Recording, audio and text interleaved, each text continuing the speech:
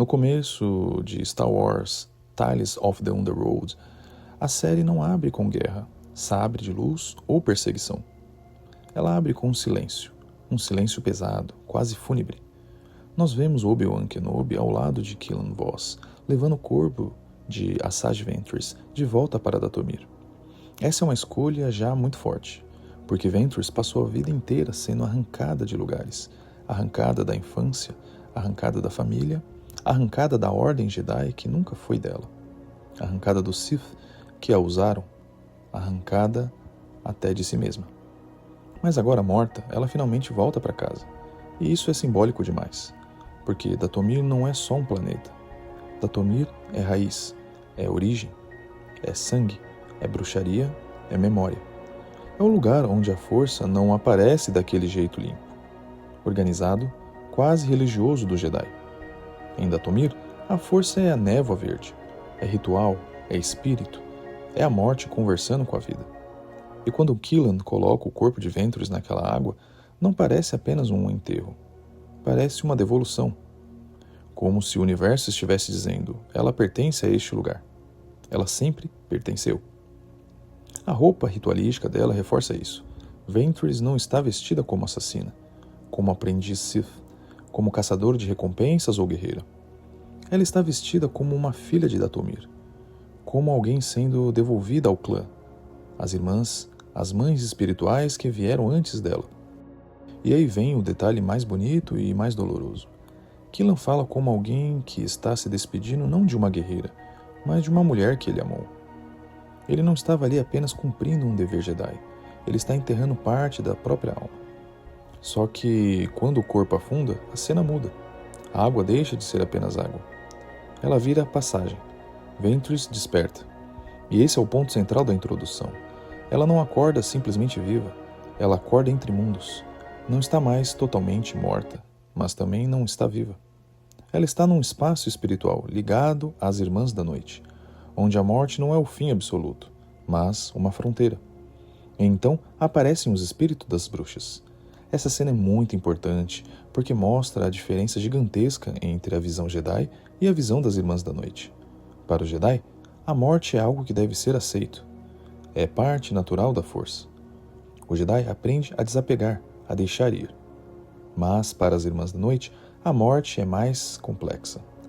A morte pode ser atravessada. A morte pode ser manipulada. A morte pode ser negociada. E é aí que entra a Mãe Talzin, ou pelo menos a presença espiritual dela. Talzin sempre foi uma figura ligada ao poder místico de Dathomir. Ela não funciona como uma Sith, nem como uma Jedi. Ela é outra coisa. Ela representa uma força tradicional antiga, tribal, sombria e espiritual da força.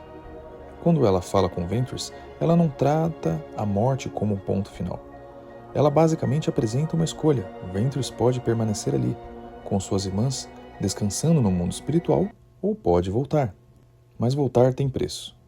E esse preço é o coração da cena. Porque em Star Wars sempre trabalha com sacrifício. Anakin cai porque não aceita perder. Luke vence porque escolhe se entregar. Obi-Wan passa a vida carregando perdas. Ahsoka amadurece porque abandona estruturas que não a representam mais. E Ventress aqui recebe uma nova vida, mas não de graça. Ela precisa abrir mão do desejo mais profundo do seu coração. E isso é cruel porque, no fundo, depois de tudo o que ela viveu, o maior desejo de Ventress não era poder. Não era vingança. Não era domínio. Não era matar Jedi, Sith ou inimigos. O desejo dela era ter paz. Era ter amor. Era talvez ter uma vida ao lado de Keelan Voss. E isso muda completamente a forma como enxergamos a personagem. Porque Ventress começou como uma vilã marcada por ódio. Ela era agressiva, venenosa, sarcástica, movida por abandono e traição. Dukan a usou, Sidious a descartou. O mundo sempre tratou Ventress como ferramenta. Mas quando ela morre transformada. E quando ela não volta como a mesma pessoa. Essa ressurreição não é apenas física, é espiritual. Ela volta tendo perdido algo. E, ao mesmo tempo, tendo entendido algo. A escolha dela é poderosa porque Ventress não está apenas escolhendo viver. Ela está escolhendo viver sem a garantia daquilo que mais queria. Ela está aceitando continuar, mesmo sabendo que a vida que ela sonhava talvez não exista mais. E isso é muito diferente de uma ressurreição simples. Não é ela morreu e voltou. Na verdade, ela morreu, foi chamada pelas suas irmãs, recebeu a chance de descansar, mas escolheu carregar uma nova missão, mesmo pagando com o próprio desejo. E aqui a cena conversa muito com o universo expandido e com o cânon atual. No cânon, Ventress é uma personagem que atravessa várias identidades.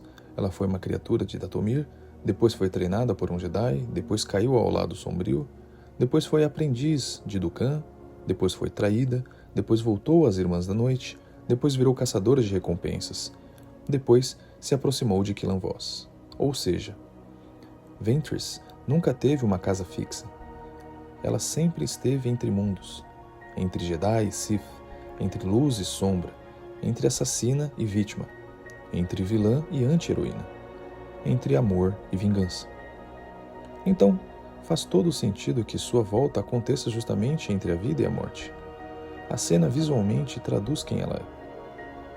Ventress é uma personagem de fronteira, e Dathomir é o único lugar onde essa fronteira pode ser compreendida. A água também tem uma simbologia muito forte. A água geralmente representa purificação, renascimento, passagem. Em muitas histórias, entrar na água é morrer simbolicamente para voltar diferente. E aqui isso acontece literalmente. O corpo de Ventress entra na água como cadáver, mas sua consciência desperta em outro plano. Ela desce como morta, mas emerge como alguém reescrita. E o verde das Irmãs da Noite reforça essa ideia de magia. Não é a luz azulada dos fantasmas Jedi. Não é o vermelho agressivo do Sith. É verde espectral, estranho, ancestral.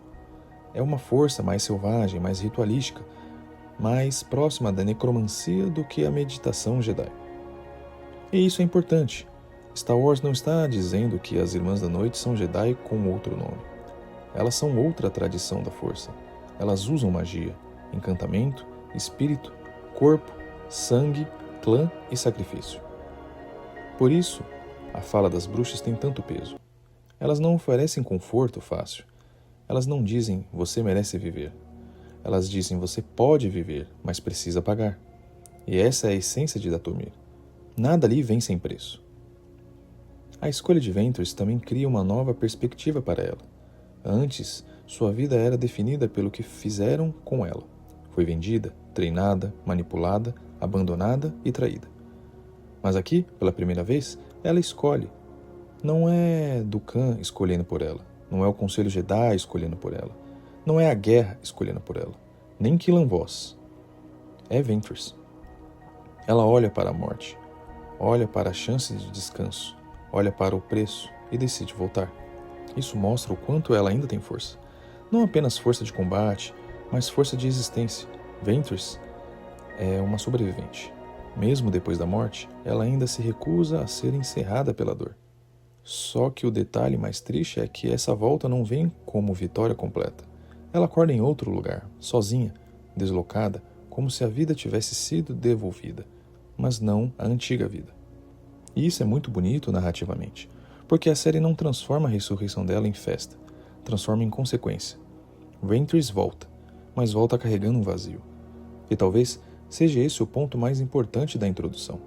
Ela não retorna porque a morte foi anulada, ela retorna porque a morte a transformou. As Irmãs da Noite não deu apenas uma segunda chance. Elas dão uma segunda chance marcada por renúncia. Isso coloca a Sage Ventress num novo caminho. Ela não é mais a aprendiz de Dukan. Não é mais a assassina da Guerra dos Clones. Ela não é mais uma caçadora de recompensas. Ela volta como alguém que já cruzou o limite final e retornou com uma dívida espiritual. E quando a gente olha para essa introdução, dá para perceber que ela não está ali só para explicar como Ventress voltou. Ela está ali para dizer que Ventress voltou diferente, mais silenciosa, mais madura, mais quebrada, mais consciente. Ela já conheceu o ódio, já conheceu a vingança, já conheceu o abandono, o amor e a morte. Agora, ela volta para descobrir o que ainda resta dela depois de tudo isso. E é por isso que essa cena funciona tão bem. porque ela respeita a Lorde Dathomir, respeita o misticismo das Irmãs da Noite e respeita a trajetória trágica de Ventress. Ela não volta por acaso, ela não volta porque Dathomir ainda a reconhece como filha. Ela volta porque as irmãs ainda a chamam. Ela volta porque, mesmo morta, Ventress ainda tinha uma escolha a fazer. E talvez seja esse o maior simbolismo da cena. A Sage Ventress passou a vida sendo usada como arma. Mas nesse momento, entre as águas de Dathomir e as vozes das bruxas, ela deixa de ser uma arma. Ela vira alguém que escolhe o próprio destino, mesmo que o destino custe o desejo mais profundo do seu coração. E aí, pessoal, gostou dessa análise? Deixe o seu like, inscreva-se no canal e compartilhe nos comentários a sua visão sobre esse vídeo. Sua participação ajuda a manter essa galáxia viva. Eu sou o Guardião do Holocron, e enquanto existirem histórias para serem preservadas, lendas para serem lembradas e segredos para serem revelados, este será o meu lugar. Que a força esteja com você. Até a próxima.